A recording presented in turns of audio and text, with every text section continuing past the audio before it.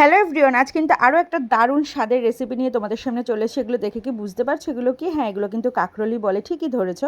এই কাঁকরোলগুলোকে মাঝখান দিয়ে কেটে একটু জলের মধ্যে ভাপিয়ে নিয়ে তারপরে কিন্তু একটু চালের গুঁড়োর পেস্ট রেডি করে নিয়েছি।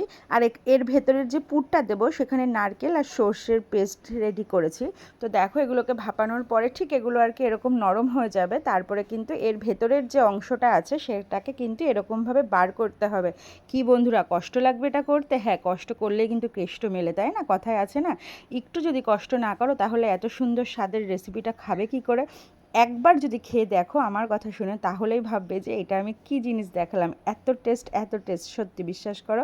তারপরে দেখো, এই মশলাগুলোকে সব একসঙ্গে মাখিয়ে নিয়ে আবার এই যে কাঁকরোলের মধ্যে পুরগুলোকে ভরবো। তো এটা করতে একটু সময় সাপেক্ষ, কিন্তু একটু ধৈর্য ধরে যদি করতে পারো তাহলে একটা দারুণ একটা মানে স্বাদের একটা খাবার তোমরা অবশ্যই খেতে পারবে। তো দেখো, সব কটা কাঁকরোলের মধ্যে আমি আস্তে আস্তে সব পুর দেখো অলরেডি ভরে ফেলেছি। কি কেমন লাগছে না? কি সুন্দর লাগছে না, ডিমের মতন?